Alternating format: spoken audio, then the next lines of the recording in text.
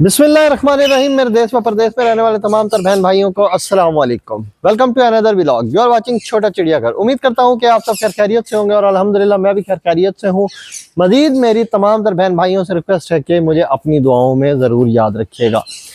तो आज मैं डिस्कस करूंगा कि एक बहुत ज़्यादा टॉपिक हाईलाइट हुआ है कि मार्केट बर्ड्स की क्रैश हो चुकी है। खासकर पैरट्स की जो मार्केट है वो बिल्कुल क्रैश हो चुकी है। और पैरट्स की मार्केट क्रैश होने की रीज़न क्या है वो भी हम ज़रूर डिस्कस करेंगे, और इसके आया कि कोई चांस है ऊपर जाने के या नहीं है। ऑलरेडी भी मैंने इस पर व्लॉग बनाया है, लेकिन उसके बावजूद जो अभी न्यूज़ वायरल हो रही हैं बहुत ज़्यादा, वो ये हो रही हैं कि मार्केट डे बाय डे गिरती जा रही है, अप नहीं जा रही। और जितनी ज़्यादा ये न्यूज़ मैंने देखी है, मे भी कि मैंने किसी और न्यूज़ को इतना फोकस नहीं किया जितना कि इस टाइम पैरट्स को डिस्कस किया जा रहा है। तो पॉइंट नंबर 1 पे हम बात करेंगे।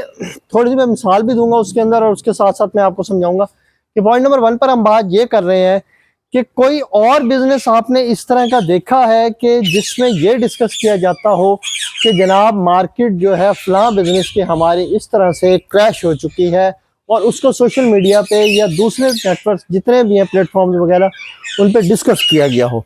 किसी भी नेटवर्क वगैरह पे, सोशल मीडिया नेटवर्क पे या किसी भी न्यूज़ चैनल वगैरह पे इस तरह के टॉपिक को डिस्कस नहीं किया जाता। कोई भी लोग अपने बिजनेस को इस तरह से डिस्कस नहीं करते जितना कि हमारे पैरट्स के एक बिजनेस को हाईलाइट करके डिस्कस किया जा रहा है। तो मेरी एक बात ज़हन में रखें कि बिजनेस में अप्स एंड डाउन फ्लक्चुएशंस आती रहती हैं। ये कोई फर्स्ट टाइम नहीं आ रही, इससे पहले भी बर्ड्स के अंदर फ्लक्चुएशंस आई हैं, लेकिन मार्केट स्टेबल होने के बाद कंट्रोल हो चुकी है। अब आ जाते हैं हम पॉइंट नंबर 2 पर। कि पॉइंट नंबर 2 पर मैं आपसे बात करूंगा कि मार्केट क्रैश होने के बाद इसने ऊपर की तरफ जाना है या नहीं जाना। तो आप ये ज़हन में रखें कि एक वक्त के लिए जो अगर इस पर डाउनफॉल आ गया है तो डेफिनेटली सी बात है ये डाउनफॉल ख़त्म होकर ऊपर की तरफ ज़रूर जाएगा। जितने भी न्यू फेंसियर्स हैं वो लोग बहुत ज़्यादा घबराए हुए हैं कि यार हमने काम भी शुरू किया और एकदम मार्केट क्रैश हो गई, डाउन होने के बाद नीचे आ गई है, इसके बाद पता नहीं हमारे बिजनेस का क्या बनेगा। तो मेरी बात ज़हन में रखनी है आपने कि यार आप उन लोगों को तो देखें जिन लोगों की करोड़ों की नहीं अरबों की इन्वेस्टमेंट है। लाखों करोड़ों की तो बात ही नहीं है, जिन्होंने अरबों रुपए की इन्वेस्टमेंट की हुई है। क्या उन लोगों के ऊपर कोई असर नहीं हो रहा? क्या उनका कोई नुकसान नहीं हो रहा? सिर्फ आपका और मेरा ही नुकसान हो रहा है जो हम न्यू फेंसियर हैं, जिन्होंने छोटे छोटे सेटअप बनाए हुए हैं, 2-2, 3-3, 4-4 लाख की जिन्होंने इन्वेस्टमेंट की हुई है, वही लोग सबसे ज़्यादा इस मैटर को डिस्कस कर रहे हैं सोशल मीडिया और तमाम तर उन नेटवर्क्स पर कि जनाब मार्केट क्रैश हो चुकी है, अब इस मार्केट का कुछ नहीं बनना और हमें बड़ा नुकसान हो गया। वो लोग भी तो हैं जिन्होंने 10-10 लाख, 15-15 लाख, 50-50 लाख रुपए के पेयर्स रखे हुए हैं पैरट्स के। सोचे उनको क्या सरवाइव नहीं करना होगा? क्या उन्होंने मार्केट को फेस नहीं करना, या सिर्फ आपने और मैंने ही मार्केट को फेस करना है? अब आ जाते हैं हम अपने पॉइंट नंबर 3 पर। पॉइंट नंबर 3 पर यह है कि मार्केट्स के अंदर इस टाइम डाउनफॉल इस वजह से आया हुआ है कि एक तो है गर्मी। गर्मी के सीज़न में वैसे भी ऑलरेडी आपने ये बात ज़हन में रखनी है कि डाउनफॉल आता जाता रहता है। इसमें परेशान होने वाली कोई रीज़न वो वजह नहीं है कि आप परेशान हो जाएं कि यार एकदम मार्केट क्रैश हुई। और रीज़न जो है दूसरी हो सकती है। दूसरा जो है एक्सपोर्ट को भी थोड़ा रोका गया है। जब एक्सपोर्ट जैसे खुलनी है, मौसम चेंज होना है, और इंशाल्लाह आई होप सो कि मार्केट ने दोबारा से अप जाना है। तो ये डाउनफॉल ख़त्म हो जाएगा, वक्ती तौर का डाउनफॉल है, इसमें आप परेशान ना हो। अब आ जाते हैं हम अपने पॉइंट नंबर 4 पर। पॉइंट नंबर 4 में आपसे ये डिस्कस करूंगा कि आप जितने भी नाइट शौकीन हैं ना, कोशिश करें, मैं समझ जितने भी नाइट शौकीन हैं, कि म्यूटेशन वाले चक्कर में अभी आप ना जाएं। क्योंकि म्यूटेशन में इस वजह से आप ना जाएं कि हमें वो एक्सपीरियंस नहीं है जो कि एक एक्सपीरियंस होना चाहिए। न्यू फेंसियर्स को मैं रिकमेंडेशन ये दूंगा कि आपने जो अगर पैरट्स रखने हैं तो सबसे पहले आपने ये देखना है कि मैं उनकी कीपिंग किस तरह से कर सकता हूँ और कौन से पैरट्स मुझे रखने चाहिए। हम क्योंकि एकदम जंप करते हैं, लाखों रुपए की इन्वेस्टमेंट करके 5-5 लाख, 6-6 लाख के पेयर की इन्वेस्टमेंट करते हैं, पेयर में इन्वेस्टमेंट करते हैं, जो म्यूटेशन होती हैं तो हमें उनकी कीपिंग का आइडिया नहीं होता।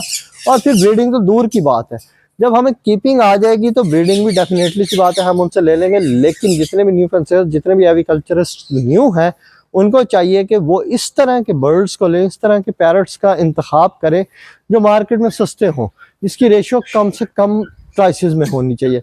जैसे कि ग्रीन विंग नेक हो गया, ग्रीन रिंग नेक का एक बहुत बड़ा इशू चल रहा है और ग्रीन राह का भी बहुत इशू चल रहा है कि जी वाइल्ड लाइफ वाले उसको अब पकड़ रहे हैं और अपने पास रख रहे हैं। तो मेरे भाई उसको आप रजिस्टर्ड करवा लें, वो भी कोई आपके लिए इशू नहीं होगा कि अगर वाइल्ड लाइफ वाले उसको पकड़ रहे हैं आप रजिस्टर्ड करवाएंगे तो वाइल्ड लाइफ वाले आपके पेयर को बल्कि और पैदावार उसकी लेकर रजिस्टर्ड कर कर रिंग वगैरह प्रोवाइड कर कर आपको डोमेस्टिक लेवल पे अगर आप करते हैं तो रिंग वगैरह प्रोवाइड कर कर आप उसको अपने पास उसकी ब्रीड लेकर ठहरा सकते हैं और एक उसकी नॉमिनल सी फीस है वो पे करनी पड़ेगी।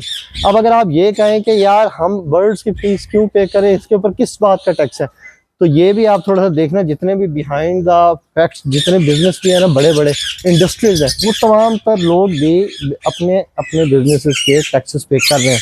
अगर इस बिजनेस का हम पे कर देते हैं तो यार इतना बड़ा कोई इशू नहीं है।